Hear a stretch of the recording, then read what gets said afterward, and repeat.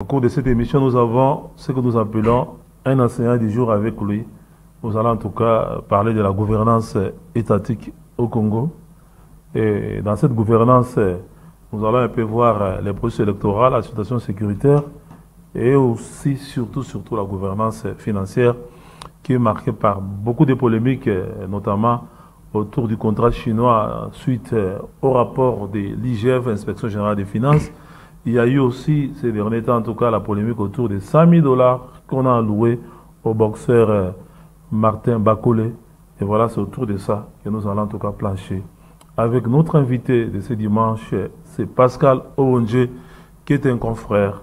Il est responsable du média en ligne Pro Info et il a aussi des responsabilités au vice-ministère en charge, la primature, la vice-primature en charge de l'intérieur. Donc il est conseiller en communication du vice-premier ministre en charge de l'intérieur et de décentralisation, Daniel Aselo Okito Wankoy.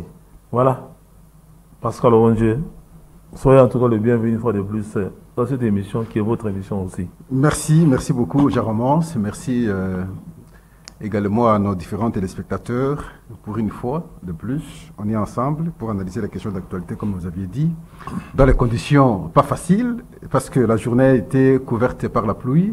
On s'est décarcassé pour nous retrouver ici, analyser l'actualité. En tout cas, de mon point de vue, je vous dis merci. Et voilà, beaucoup d'encouragement pour le travail. Ok, merci. Beaucoup de gens, en tout cas, m'ont appelé pour me dire, au cours de l'émission d'aujourd'hui, si vous recevez un journaliste, posez-lui quand même la question sur ce qui se passe dans votre profession. Nous avons vu autour de la polémique sur les 100 000 $ alloués à Martin Bakolé, on va y revenir, mais je voudrais quand même que vous puissiez quand même vous donner votre point de vue. Nous avons vu un journaliste qui se dit journaliste, il est passé à la télé, il s'en est pris à tous ses confrères qui critiquaient en tout cas sa présence aux côtés de ces boxeurs pour qu'ils retirent les 100 000 $ pour un combat imaginaire. Des poules mouillées, des macaques résus, des gens qui ont échoué dans la vie. Je ne sais pas comment est-ce que vous, Pascal Owonje, journaliste qui a été formé dans une école de journalisme, dans un département de journalisme, et face à cette attitude, à ce comportement d'un confrère qui a sûrement échoué ailleurs, qui est venu se rattraper dans le journalisme et qui traite tout le monde en tout cas des poules mouillées, des macaques résus. Vous avez accueilli cette prestation comment d'Israël Mutombo de vos solos en politique. Je veux revenir à la préoccupation, mais je pensais fixer l'opinion sur une question parce que beaucoup m'ont appelé pour savoir si l'information était vraie ou elle est fausse. C'est un rapport avec l'acte posé par le vice-premier ministre et ministre de l'Intérieur, Sécurité, Décentralisation et Affaires coutumières. En tout cas, prenons acte, excusez la tautologie, de la décision de l'Assemblée provinciale du Sud-Kivu sur la déchéance. Le gouverneur Ngouabidje. Et donc, c'est la vraie information. On a pris cet acte-là. Maintenant, la responsabilité de la gestion de la province est entre les mains du vice-gouverneur, tel que veut bien entendu la Constitution. Et le gouverneur lui a saisi la Cour constitutionnelle. C'est de son droit, bien entendu. Et bon, en attendant, les affaires courantes devraient être maintenant gérées par le vice-gouverneur. Et donc, c'est à ce stade la situation. Donc, l'information, elle est vraie. Il faut rappeler ici que c'est depuis le 24 décembre 2022 que l'Assemblée provinciale avait déchu le gouverneur, mais c'est simplement le 15 février 2013 que l'Assemblée avait transmis maintenant ces décisions auprès du vice-premier ministre et ministre de l'Intérieur. Et voilà, finalement, le vice-premier ministre a pris cet acte-là comme pour dire, je constate, et donc, j'accepte votre décision telle que prise. Donc ici, l'Assemblée provinciale, de ce point de vue, et la saisine de la Cour constitutionnelle n'est pas suspensive de cette décision de l'Assemblée provinciale. Non, la procédure n'est pas celle-là. Ce n'est pas parce que vous saisissez la Cour constitutionnelle, c'est pour autant que ce que l'Assemblée a fait, donc tout est arrêté. On ne peut pas nous habituer, nous ne pouvons pas nous habituer à de telles pratiques. Si c'était fait par le passé, il faut dire ici que nous devons stopper. Parce que, je prends le cas du vice-premier ministre de l'Intérieur. La préoccupation pour lui aujourd'hui, c'est de stabiliser les institutions. Surtout provinciales. Vous devez vous rappeler que lorsque il accédait à ses fonctions. Il avait trouvé au moins 17 provinces en dysfonctionnement. Mais à ce jour, pratiquement toutes les provinces se sont stabilisées. Donc c'est un effort qu'il avait fourni. Il ne peut plus aujourd'hui favoriser donc, ce comportement de dysfonctionnement des institutions. Et bon, il a saisi la Cour constitutionnelle, c'est une bonne chose, mais en même temps, il faut permettre que la province fonctionne normalement parce que nous sommes à quelques jours des élections. Mais il faut quand même noter que le gouverneur du Sud Kivu, Théo Ngouabidje, a pu quand même échapper à beaucoup d'émotions, à beaucoup d'actions de l'Assemblée provinciale. Donc on peut considérer que cette fois-ci, en tout cas, il est parti définitivement. Oui, mais tout ce qu'il faut éviter maintenant, c'est le manque d'entente entre l'Assemblée provinciale et le gouvernorat, sinon le gouverneur. Donc la raison fondamentale des dysfonctionnements de nos provinces, c'est la mésentente entre les assemblées provinciales et les gouverneurs de province.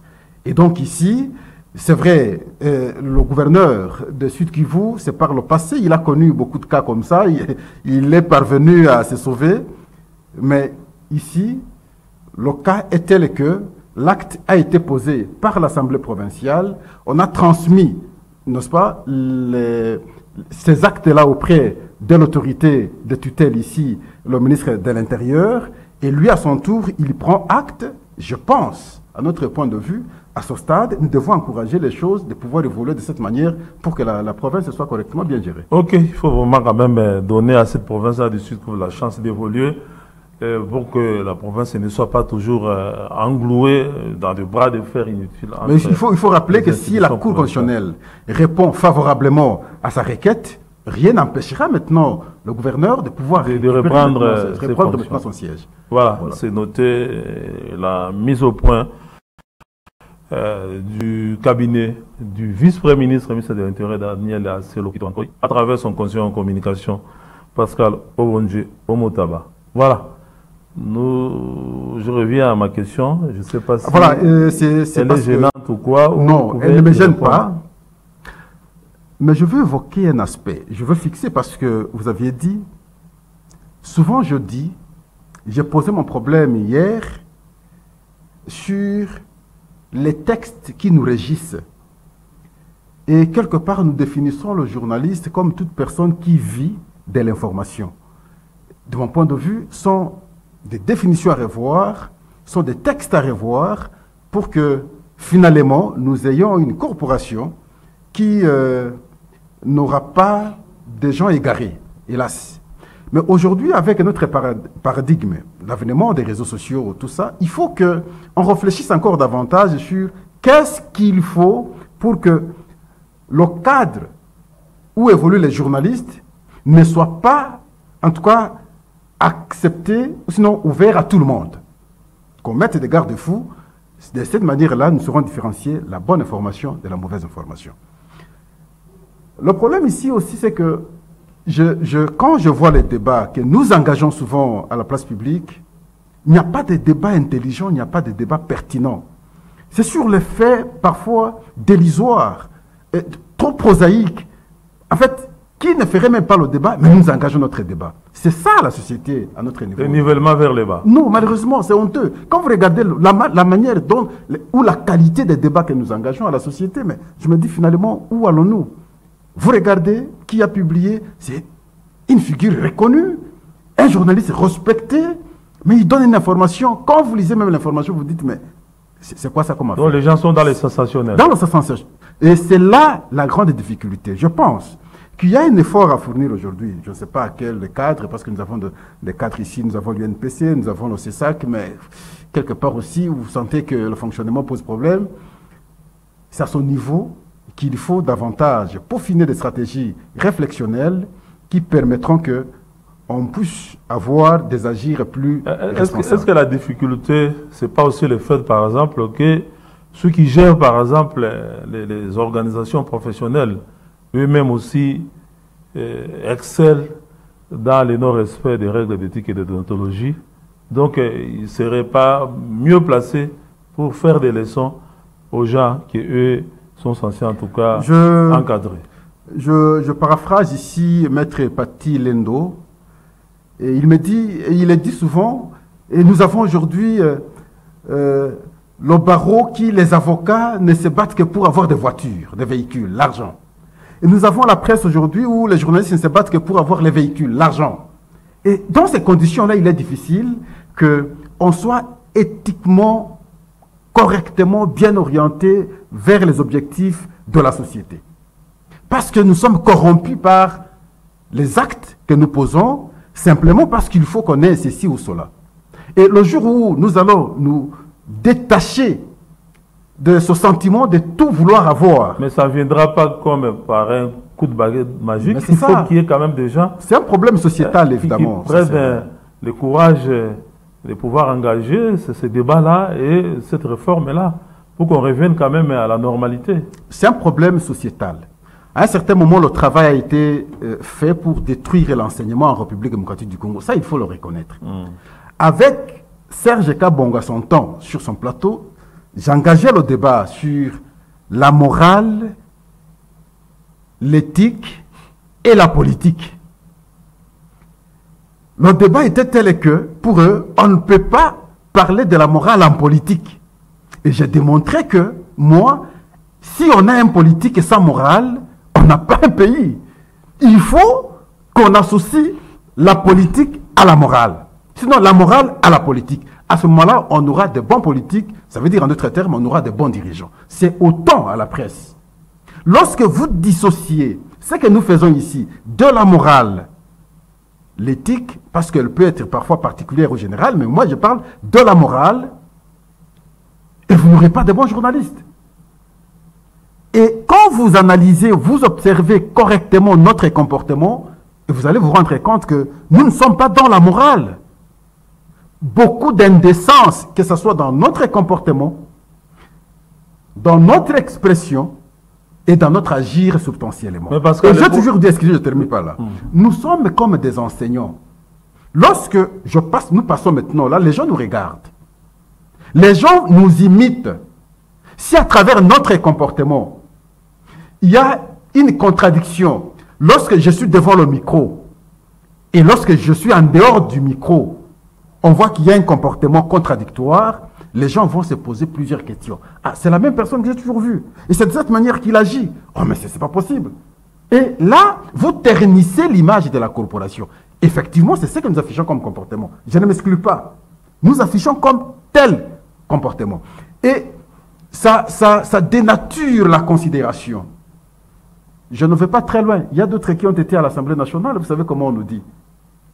Vous aviez beaucoup parlé, vous parlez beaucoup, mais vous êtes à l'Assemblée nationale. Qu'est-ce que vous faites? Regardez l'image que vous affichez. Donc c'est la même chose. Il y en a qui sont devenus comme des acteurs de théâtre, voilà, comme des comédiens. L'effort que nous devons fournir aujourd'hui, c'est d'être les meilleurs d'entre nous dans la société, parce que nous sommes obligés à chaque fois de communiquer comme pour enseigner la société. Et si, à travers notre comportement, nous ne savons pas refléter ce que nous disons à travers le micro, je dis, mais la société est mal partie. Voilà, donc il faut moraliser en tout cas la vie professionnelle dans le média, Dixit Pascal Owonge, et qu'on ne peut pas continuer ainsi, sinon ça va être en tout cas la descente aux enfers généralisée.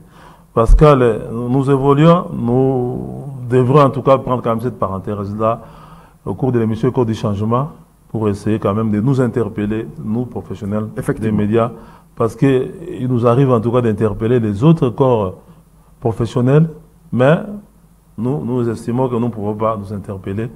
Je crois que c'est l'exercice que nous avions pu en tout cas faire avec cette parenthèse que nous refermons.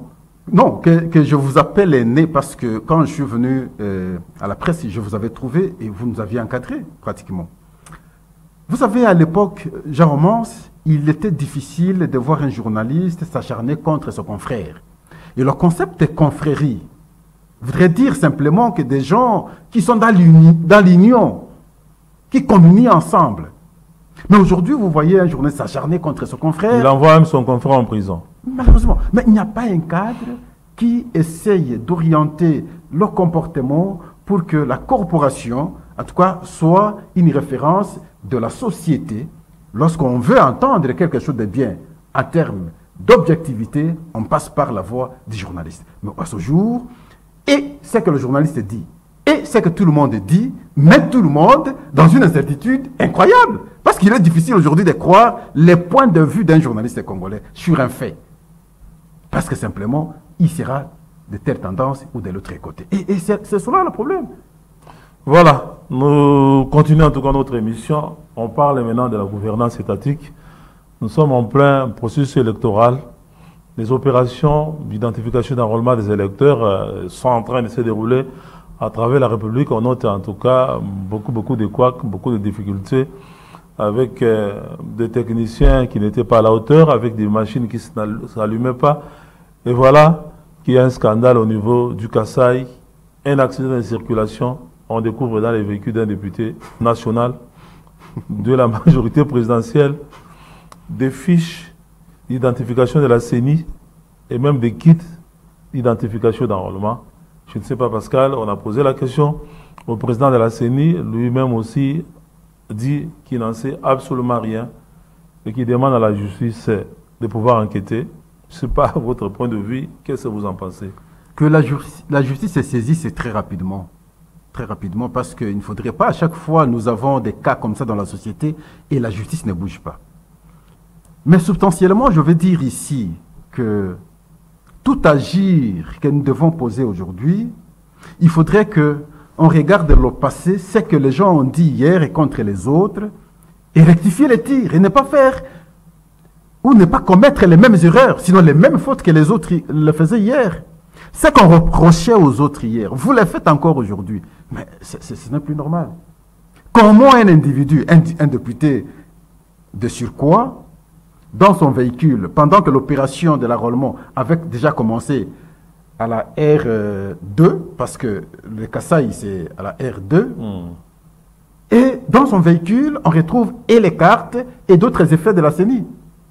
Qu'est-ce qui s'est justifié? Jusqu'ici, je n'ai pas encore entendu. Dans les grands bandes aussi. Voilà, je n'ai pas encore entendu le point de vue du député. Qu'est-ce qu'il va prétexter? Qu'est-ce qu'il va avancer comme raison qu'on l'écoute? Si le président de la CENI, sinon les autorités, les responsables de la CENI, ne reconnaissent pas avoir convoyé leur matériel à travers le véhicule du député, c'est déjà un problème. C'est déjà un problème sérieux. Même s'il reconnaissait, ce serait toujours un problème. Non, si c'est la CENI qui reconnaît, si c'est la CENI qui reconnaît, officiellement, nous avions acté que tel véhicule ramène tel matériel à tel endroit, là, il n'y a pas de problème. Mais si la CENI ne reconnaît pas, c'est déjà un problème. J'étais au Sankourou chez moi, à Lodja. J'ai vu le matériel de la CENI être transporté par des motos. Pourquoi? Parce que, en toute réalité, il n'y a pas de route. D'un territoire à un autre, il n'y a pas passage. Le véhicule ne passe pas. Au regard du temps, on a dû faire recours maintenant aux motos, et c'est les motos qui transportaient le matériel. Si c'est dans ces conditions-là, et que la CENI reconnaît avoir accepté que son matériel soit acheminé à travers... Mais le problème, c'est que la CENI ne reconnaît pas. Ah, maintenant que la CENI ne reconnaît pas, comme vous le dites, et voilà pourquoi nous appelons maintenant à la justice de pouvoir se saisir, poser la question aux députés, parce que nous devons éviter ce que nous avions condamné hier. Et aussi, j'en romance, l'effort que chaque Congolais à ce jour doit fournir, c'est qu'on ait de belles élections qui pourront nous éviter ce que nous avions connu en 2006, 2011 et 2018, de fortes contestations, avec des conséquences des morts que nous avions connues ici au pays, et très surtout dans la capitale. Et voilà pourquoi, à chaque fois qu'il y a des déviances dans le comportement des uns et des autres, nous devons être à mesure de rappeler les gens à l'ordre, à pouvoir comprendre que seule cette instance-là, que nous appelons la Commission électorale nationale indépendante, à pouvoir, de manière indépendante, gérer les ambitions de chacun pour que finalement le peuple congolais, à travers les urnes, décide sur les uns et les autres de manière plus pacifique. C'est de cette manière-là que le résultat sera non contesté et accepté par tout le monde. Une fois que le résultat est accepté, vous verrez qu'après les élections, nous n'aurons pas de tensions. Généralement, nous avons des tensions, c'est parce qu'il y a des contestations. Ces contestations ne sont pas souvent et forcément fondées. Quelqu'un peut ne pas avoir été élu, mais du fait que la manière dont les élections ont été organisées, il peut cette fois-là supposer que si ceci ne se produisait pas, je serai moi aussi élu. Et il crée une contestation. Et alors que si vous aviez laissé les choses de manière transparente, le problème ne se poserait pas. Nous devons éviter de tels comportements. Donc il faut que la CENI fasse en tout cas un effort pour ne pas créer les conditions de la contestation. C'est la première responsabilité de la CENI. Et là, la deuxième responsabilité aujourd'hui, parce que nous n'allons pas oublier que nous avons des coins où il y a des tensions, comment organiser les élections dans ces coins-là? J'ai assisté dans une réunion où on réfléchissait sur qu'est-ce qu'il faut. On a ciblé les localités, on a ciblé les territoires, on a ciblé les endroits où il y a des tensions. Et même des zones de déplacés, parce qu'il faut que chaque Congolais ait sa carte, parce que vous savez, la carte que nous avons de la CENI est en même temps aussi la carte d'identité à partir du moment où jusqu'ici, on n'est pas encore nous ne sommes pas encore allés à l'ONIP pour que nous soyons identifiés. Et donc, même dans les camps de déplacés, ils doivent s'enrôler, mais tout en gardant leur identité d'origine. Cela pour éviter le déséquilibre de partage de sièges. Mais il y a une difficulté énorme, ça c'est vrai, sincère. Comment aller par exemple à Bunagana? Comment aller par exemple au centre de Rutshuru? Ce sont des difficultés sincères. Mais nous apprenons par exemple que dans certaines entités, notamment on a appris ça dans les Kassai, il y a des responsables politiques qui font la déportation des citoyens pour qu'ils aillent en tout cas se faire enrôler dans sa circonscription électorale et pourtant ils n'habitent pas dans cette circonscription électorale-là. Non, là ça ne passe pas. On a noté des contestations. Là ça ne passe pas. Et bon, s'ils sont du même territoire, ils prennent les gens de tel secteur pour qu'ils prennent l'enrôlement à tel autre secteur, le problème ne se pose pas. Mais s'ils sont d'un territoire, ils prennent les gens de ce territoire-là pour un autre territoire, ça pose déjà un problème. Je ne vois pas comment ceux de ce territoire-là vont accepter que les gens d'un autre territoire viennent prendre l'enrôlement chez nous pour qu'ils élisent tel autre député. Ça ne passe pas. Nous avions vu, je ne veux pas citer le nom, en 2018, les gens faire ce genre d'opération. Les véhicules ici dans la ville de Kinshasa. Est-ce que c'est moralement soutenable? Non, il faut décourager. Il faut décourager. Ça doit être un jeu élégant. Vous êtes élu, on vous proclame, je vous encourage, je vous félicite. Nous attendons, c'est ça que nous attendons au niveau présidentiel d'ailleurs. Et je n'ai pas été élu, je me contente du résultat que j'ai obtenu. Et surtout que je me prépare pour les prochaines élections. Surtout que le vote est sociologique. Supposons Pascal Owonge candidat, il est originaire du secteur X. Il sait que je serai massivement élu dans mon secteur, mais vous du secteur Y, vous lui prenez pratiquement tout son électorat, mais ça pose un problème. Bon, le vote est sociologique, là, c'est bon. Prenons le cas, nous sommes ici à Kinshasa. Vous allez parler du vote sociologique. Je ne parle pas de Kinshasa. Non, mais je parle de l'arrière-pays, par exemple. Il n'y a pas particularisé parce qu'il s'agit de la République démocratique du Congo. Nous qui sommes ici à Kinshasa, je suis candidat. Excusez que je m'annonce comme ça parce que le temps n'est pas encore revenu. Que je sois candidat, par exemple, à Mwamba, n'est-ce pas? Qui va me voter à Mwamba? Est-ce que c'est ma communauté? Est-ce que c'est ma société simplement? Enfin, ceux qui me connaissent simplement, je pense, c'est tout Congolais qui estime, qui a des estimes sur Pascal, qui peut dire non, je tente avec lui, parce qu'avec l'autre, ça n'a pas marché. Ça n'a rien à voir avec l'aspect communautaire. Non, on dénature un peu le débat. De cette manière-là, vous verrez que nous aurons toujours des petites tensions dans nos communautés, parce que nous voulons diviser ces gens. Vous savez, c'est que ce n'est pas souvent, j'en romance. Après les élections, il y a des déchirures dans nos communautés. Celui qui est élu sait vous identifier que vous ne l'aviez pas élu. Et une fois, parce que vous savez, nos députés ici entrent par-ci ou par-là pour faciliter des responsabilités au niveau de leur base, même si vous avez le profil, il ne va pas vous classer parce que pour lui, vous ne l'aviez pas élu. Et il va vouloir classer même un incompétent parce que simplement, il avait donné sa voix à son temps. On ne peut pas encourager de tels comportements dans la société. Tel vous a donné sa voix parce que les votes est secret. Non, mais parce que lorsqu'ils vont en campagne, Jean Romance candidat, je suis candidat. Ceux qui vous agglutinent sont identifiés, je les vois. Ceux qui m'agglutinent également sont identifiés, vous les voyez. Et les vôtres là, même s'ils sont intelligents, je suis élu député, ils seront Vous sanctionnés aviez par moi. soutenu mon adversaire. Et je vais faciliter ceux qui m'ont aidé, même lorsqu'ils ne sont pas compétents. C'est ce qui se fait souvent. Ce sont des comportements que nous devons décourager. Dans ces conditions-là, il est d'ailleurs difficile qu'on crée une unité dans nos communautés parce que simplement, on veut les uns, on refuse les autres. Or, si nous prenons au niveau national, lorsque vous êtes élu président, vous ne travaillez pas pour certains, vous travaillez pour tout le monde. Vous devez travailler pour toute la communauté. Et pour ceux qui vous ont élus, et pour ceux qui ne vous ont pas élus. Parce que ceux qui ne vous ont pas élus n'ont su que faire le jeu démocratique. Sinon, on ne parlerait pas de la démocratie. Et voilà, je dis, bientôt c'est les élections, il faut un comportement accepté qui ferait que, après le vote, lors du résultat, que celui-là, le résultat, soit accepté par tous, qu'on ne connaisse pas de contestation. Et de cela, il faut éviter des comportements comme nous parlons du véhicule du député, ainsi de suite. Ok, c'est noté.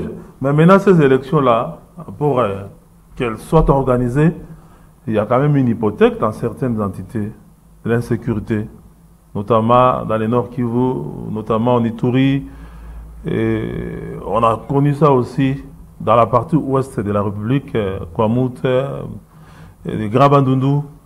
Je ne sais pas, est-ce qu'on risque de connaître, Pascal Ovondié, la même situation que l'année, que lors des élections passées, où par exemple à Beni, il n'y a pas eu élection, à Yumbi ici, il n'y a pas eu élection.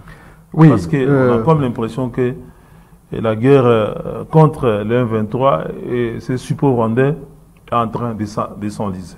Nous sommes devant un dilemme. D'un côté, nous avons l'impératif constitutionnel qui veut qu'au bout de chaque 5 ans, nous devons organiser des élections. Mais de l'autre côté, nous avons une guerre qui nous est imposée et nous avons perdu, n'est-ce pas, certaines parties du pays. Qu'est-ce qu'on fait? De mon point de vue, on organise des élections. Là où c'est possible. Là où c'est possible. Parce que ce n'est pas un acte voulu par les organisateurs des élections, ou encore par les dirigeants du pays. Je prends le cas de Maïndombe. Je pense qu'on a déjà envoyé les kits pour l'opération de l'enrôlement. J'ai assisté dans une réunion où on était en train d'évaluer la situation sécuritaire. Tout semble être à ce jour, en tout cas calme, à pouvoir permettre que les agents de la CENI descendent sur le terrain. Là où les agents ne seront pas descendre sur le terrain, sont des humains comme nous, on ne va pas aussi vouloir les envoyer à la mort. C'est le cas de Bunagana par exemple, c'est le cas de Rutshuru, et je vous parlais ici, les déplacés de ces endroits-là, qui sont dans des camps, à leur tour, vont prendre l'enrôlement, mais tout en gardant leurs identités d'origine. Et voilà la difficulté que nous avons à ce jour, et voilà pourquoi je dis l'effort pour que la paix revienne totalement au pays doit être fourni par tout le monde. Mais ce qui est déplorable chez nous, c'est que vous allez voir un problème que tout le monde sait, que c'est le Rwanda qui nous menace. Les uns vont vouloir attaquer le régime, le pouvoir maintenant, les autres se battent pour qu'on retrouve la paix. Et c'est ce manque d'unité, une fois de plus, qui fait que nous ne soyons pas si forts, si déterminants pour trouver la solution à la question, simplement parce qu'il y a des appétits politiques, que je fasse ça pour qu'on m'accepte comme lui. Et là, peut-être qu'on va dire, bon, il n'est pas compétent, et si moi je m'oppose à sa position, je serai accepté par le public, et il pourra plutôt me donner et c'est cela, c'est Pascal, c'est pas normal que ceux qui sont, en fait, ceux qui ont la charge de gérer la République, les institutions, qu'on puisse leur demander quand même des comptes si on note par exemple que nous n'arrivons pas à sécuriser ou à défendre correctement notre territoire au point où certaines parties du territoire national sont occupées par cette question, Jaromons, je crois que la fois passée avec vous, nous l'avons analysée. On peut encore avoir le temps pour l'analyser froidement. En toute réalité, la question de l'insécurité a aujourd'hui des racines dans notre pays avec plusieurs infiltrations. Il faut d'abord trouver solution à cette question des infiltrations. Deuxième question, revoir les textes que nous avions signés hier qui ont hypothéqué le pays. Je vous faisais allusion à la fois passée, les textes qu'on avait signés le 23 mars 2009 avec le M23. C'est ce texte qui nous lie Aujourd'hui, avec le M23, c'est le même texte qui va permettre que les gens se transforment. Parce qu'à l'époque, c'était avec Nkunda, et après, ça va se transformer avec Bosco Ntaganda, où on va parler le M23 après les élections de 2011. On va faire semblant de défaire le M23. Je vous ai expliqué que la défaite là n'était pas sincère parce que préalablement, on avait déjà signé les accords pour qu'ils se retirent. Et finalement, on va signer d'autres accords, et à Kampala, et des déclarations à Nairobi. Et quand vous prenez, que ce soit la déclaration de Nairobi, que ce soit l'accord que nous avons signé à Kampala, et vous allez vous rendre compte qu'on est revenu sur les termes de référence de l'accord du 23 mars 2009. Et c'est cela qui nous dit. Pire encore, les déclarations qu'on avait faites à Nairobi, nous les avions faites devant le secrétaire général des Nations Unies. Quand vous prenez notre constitution, la constitution vous dit les traités, accords signés à l'international ont une certaine prédominance sur notre constitution. Donc cette question, en fait, en toute réalité, si vous êtes politique, vous allez vous dire, oui, on est humain, on peut avoir des failles.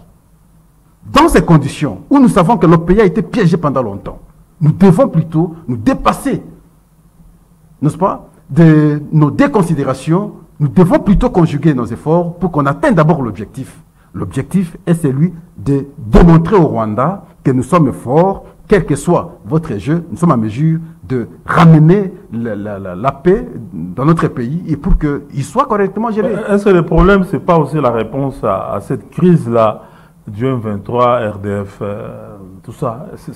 On a comme l'impression qu'au niveau des institutions, on privilégie beaucoup plus la réponse diplomatique plutôt que la réponse militaire.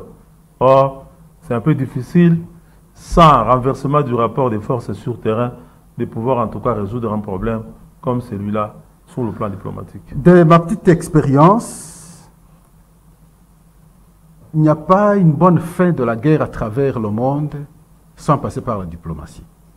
Ma petite expérience. Mais cela ne voudrait pas dire qu'on néglige les efforts militaires. La preuve, c'est que vous voyez comment les militaires se battent. Mais je vous ai parlé des infiltrations qu'il ne faut pas négliger. Ici, vous aviez eu des Rwandais généraux, des Rwandais qui ont occupé de hautes fonctions dans votre armée. Tout ce que vous faisiez à la minute, c'est le service de sécurité rwandais qui était informé. Et dans ces conditions, comment vous alliez être fort? La première opération, le premier effort de mon point de vue à fournir, c'est de parvenir d'abord à identifier ces éléments dangereux. Parce que vous pouvez avoir des armes, vous pouvez tout faire. Lorsque les services d'intelligence vous ont infiltré, vous ne serez jamais fort. Et voilà pourquoi j'encourage d'abord que, de ce point de vue, qu'on fournisse beaucoup d'efforts, mais en même temps, de l'autre côté, on achète les armes, on affûte les armes, et on va en guerre. Renforce l'armée. On renforce l'armée, et de cette manière qu'on va trouver solution. Et je ne pense pas que, dans ces conditions, ce n'est pas au jour au lendemain qu'on peut trouver solution. Je sais, ça a déjà pris du temps, ça prendra encore un peu du temps pour que finalement, lorsqu'on aura trouvé solution, que ce soit une solution définitive. Parce que par le passé, on trouvait solution sans avoir résolu le problème. Et on revenait sur la situation. Il faut vous rappeler qu'on a eu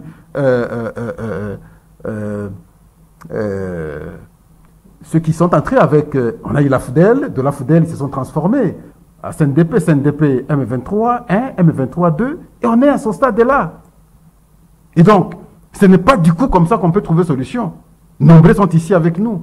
Qu'est-ce qu'on fait? On fait, que ce soit dans l'armée, que ce soit dans les services de sécurité, que ce soit dans l'administration, que ce soit dans la police, beaucoup d'infiltrés sont là. C'est dans l'OTAN qu'on va trouver solution à cette question, et je pense qu'un peu de la patience, un peu d'engagement, un peu de l'unité pour chaque Congolais, pour tous les Congolais, pour qu'on résoudre le problème. Voilà, on quitte maintenant avec Pascal Wonje. Il est conseiller en communication du vice-premier ministre, ministre de l'Intérieur, Daniel Asselo Kitoankoi. Il est aussi responsable numéro 1 du média en ligne Pro Info avec lui. Nous sommes en tout cas en train de plancher sur la gouvernance étatique dans notre pays. Et on a fini avec la gouvernance sécuritaire. On va maintenant dans la gouvernance financière. Il y a beaucoup de soucis. On note par exemple que tout ce qu'on semble avoir en tout cas déploré hier, on le déplore aujourd'hui. On a vu cette histoire du boxeur Martin Bakolé qui va retirer $100 000 en liquide pour un combat de boxe imaginaire, semble-t-il. Et je ne sais pas, Pascal Ronge, le commentaire vous aviez eu lorsque vous avez appris en tout cas cette information. 100 000 $, ce n'est pas beaucoup d'argent. Mais dans un pays comme le nôtre, 100 000 $, c'est beaucoup d'argent. Et on peut les canaliser vers les objectifs essentiels de la société et servir beaucoup de Congolais. Mais j'ai constaté comme s'il y a eu un acte de malhonnêteté de la part du boxeur qui n'était pas sûr de ce qu'il faisait en termes de combat qu'il allait engager, mais il est allé vite pour chercher l'argent et il a eu l'argent. Il a rendu tout le monde naïf, il a eu l'argent et il est parti. Et même le ministre des Finances a dit que c'était sur base de pression. Voilà. Et je pense que ce sont des comportements, comme nous avions dit au début ici lorsqu'on parlait de la morale, de genre de comportements à éviter. Et j'ai déploré, de mon point de vue, c'est la manière dont on a engagé le débat. Là aussi, c'est trop indécent. Et donc, je crois que toutes les dépenses que nous devons faire au pays à ce stade, il faut les faire avec rationalité. Et maintenant, question d'apprécier les apports, n'est-ce pas? Dans le cas d'espèces ici, les sports, pas longtemps, je ne sais pas si on a résolu le problème, les équipes, du fait que notre stade ne soit pas homologué, commençaient à aller maintenant prester en dehors de notre pays. Mais cet argent, si vous prenez 100 000 $, uniquement par exemple, réhabiliter les installations du stade de Martyrs, vous pensez que ça ne peut pas résoudre le problème? Ça peut résoudre le problème.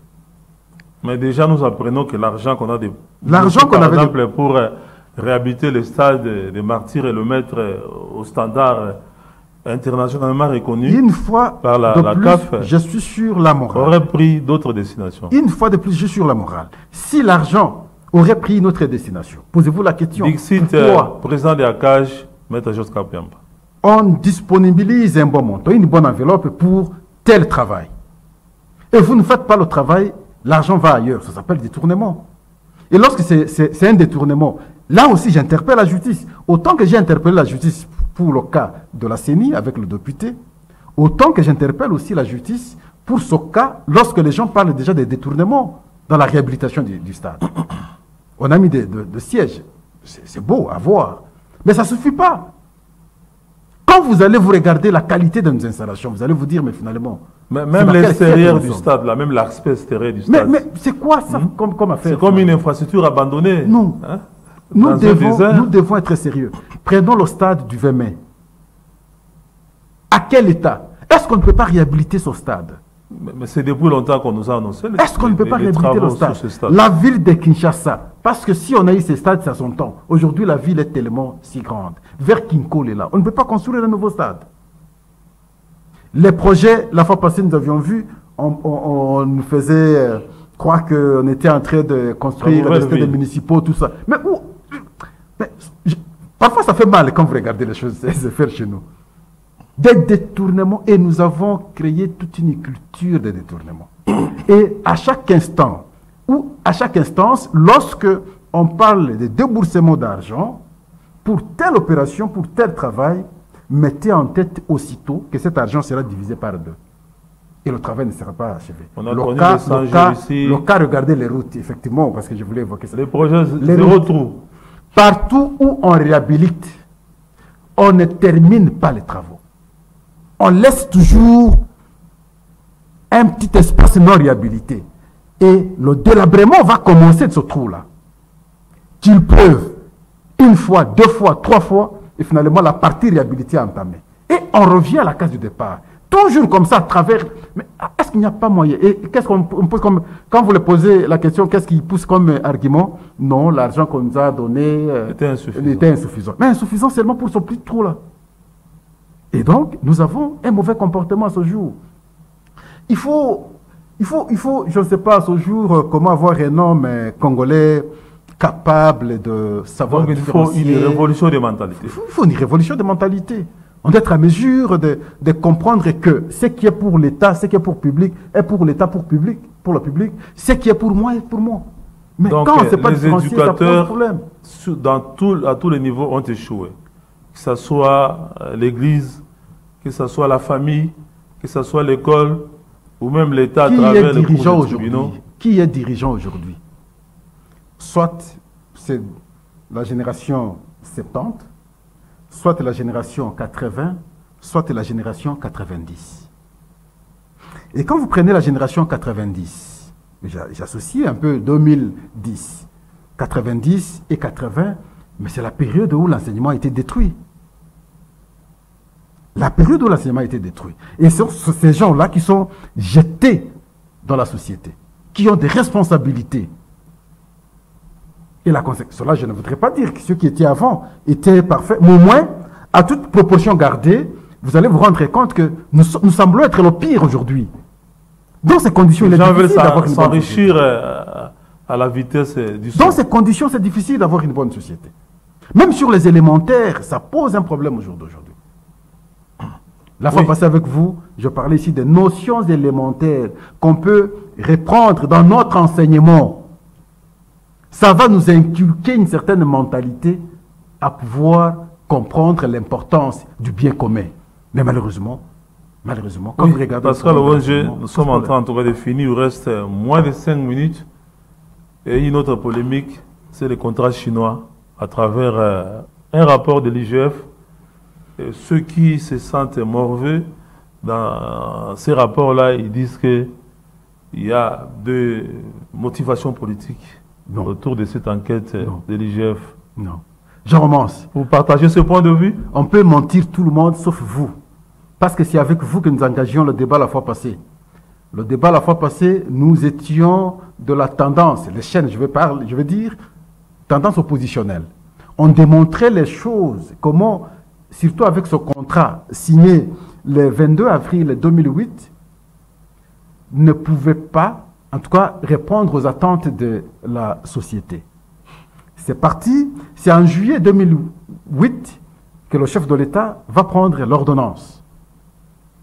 Et c'est en novembre 2008 qu'on va créer le bureau de coordination et de suivi, qui était géré hier par mon frère Moïse Ekanga. Et qui, je l'ai vu la fois passée sur Top Congo, pousser les arguments qui se justifient, mais des arguments contradictoires à la réalité. Il renvoyait les journalistes de Top Congo de poser la question à l'agence congolaise des grands travaux.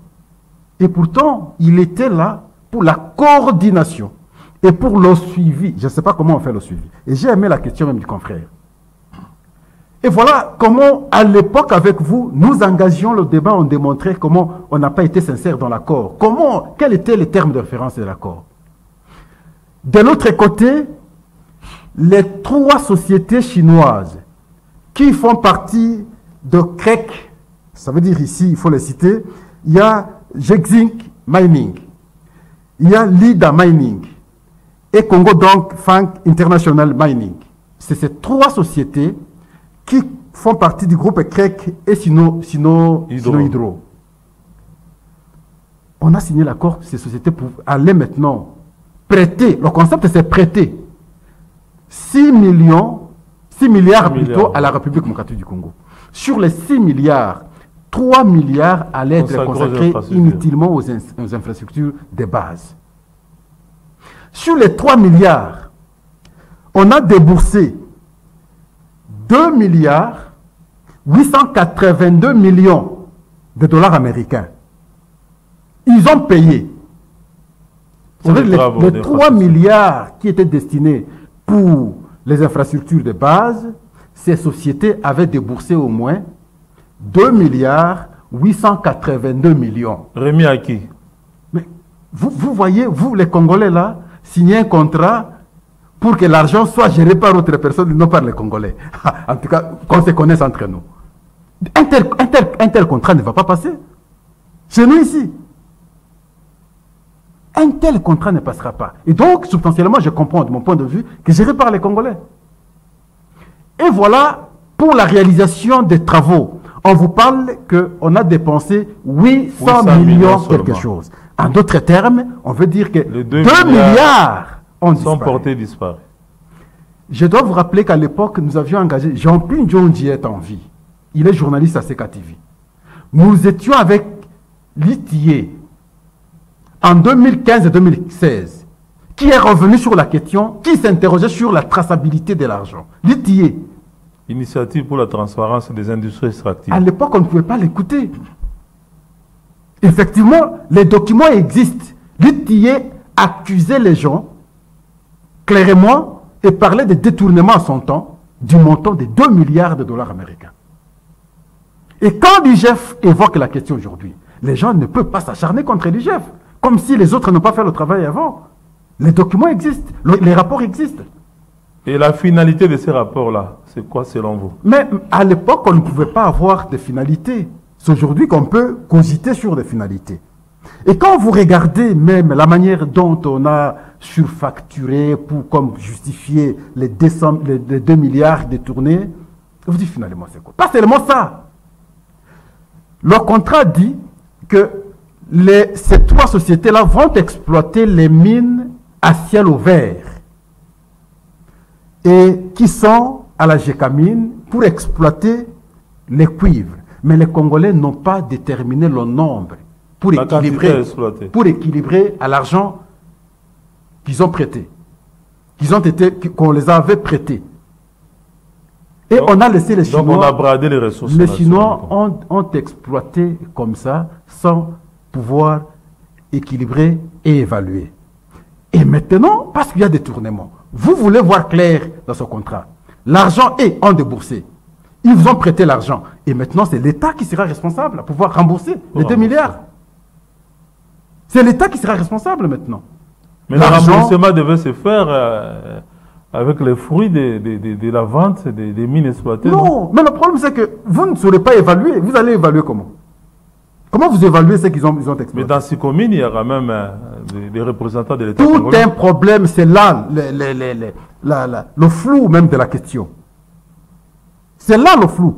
Si on pouvait évaluer, on ne parlerait même pas de ces 2 milliards aujourd'hui. On n'évoquerait même pas. Et que ce soit les routes qu'on avait promis, que ce soit les écoles, que ce soit les hôpitaux, que ce soit les stades. Et vous allez vous rendre compte qu'on a floué les Congolais. Et on a détourné l'argent des Congolais de cette manière-là. Est-ce que ces gens doivent rester impunis? C'est cela votre dernière question.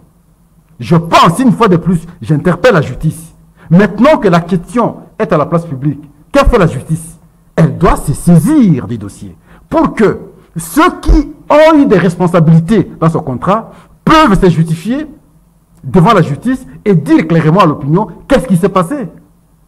Sinon, on va ouvrir encore la voie à tout le monde. Demain, le même comportement va continuer. Vous me confiez une responsabilité, je mets la main parce que je sais que demain on ne me fera rien. Les autres ont bouffé, ils n'ont rien fait. C'est le cas avec Bukangalonzo. On continue à tergiverser jusqu'au jour d'aujourd'hui. Dossier à la Cour constitutionnelle, ça vient à la Cour de cassation. Et on ne sait pas voir clair quand est-ce qu'on va juger les gens. Dans ces manières, on ne construit pas la société. Dans l'impunité, on ne construit pas la société. Moi, je pensais qu'on allait recadrer le comportement pour que tout détourneur du bien public soit sanctionné sévèrement et que cela serve d'exemple pour les autres. J'ai pensé à cela pour un bon redressement de la société. Mais si un tel dossier passe sans qu'on ne sanctionne les gens, je serais déçu. Mais je recadre une chose seulement. Il faut rappeler qu'en 2008, on termine. En 2008, Mouzito était Premier ministre. Dans son premier gouvernement, Matata a été nommé, parce que j'ai suivi Matata se dire, j'étais encore à Beseko. Non, il n'était pas encore à Beseko. Il était ministre de Finances. Il avait des conseils comme les Kitebi, comme les Mukoko, ainsi de suite. Il était, jusqu'en 2012, Mouzito part, Matata devient Premier ministre. Il reste Premier ministre jusqu'en 2016. Et là aussi, il faut inclure le gouverneur du Katanga à son temps, qui était Moïse Katumbi. Parce que lorsqu'on parle de Gécamine, c'est au Katanga. Et Moïse était gouverneur après les élections de 2006. Mais le gouverneur ne gère pas. Non, lorsqu'on vient exploiter dans votre province, vous devez en savoir quelque chose. Du gouvernement central. Vous devez en savoir quelque chose. On ne va pas exploiter comme ça sans qu'on vous contacte. Il était gouverneur, et là aussi, il faut le rappeler, parce qu'il a co-géré le pays en termes de la gestion jusqu'à la fin du règne de Kabila, parce que Kabila partirait en 2016 S'il est parti en 2018, simplement parce qu'on a eu deux ans d'addition, mais lui est resté avec Kabila jusqu'en 2015. Donc, et lui aussi doit savoir nous dire qu'est-ce qui s'est passé, même s'il ne pouvait pas le dire, mais en termes d'information, il connaissait beaucoup de choses. Ce sont des gens aujourd'hui qui peuvent fixer l'opinion sur effectivement qu'est-ce qui s'est passé sur son contrat. Est-ce qu'il y a eu détournement ou est-ce qu'il n'y a pas eu détournement? Merci beaucoup d'avoir été en tout cas avec nous. Pascal Owonje, École du Changement, c'est fini. Vous êtes conseiller en communication du VPM de l'Intérieur. Daniel Okito, Daniel Asselo Okito Ankoy. Et vous êtes aussi responsable de Pro Info, un média en ligne. Ça en est en tout cas fini pour aujourd'hui. Merci à Bruno Nzinga, l'homme orchestre en tout cas de cette émission. Merci à tous ceux qui nous ont suivis. Rendez-vous est pris prochainement pour un tournoi.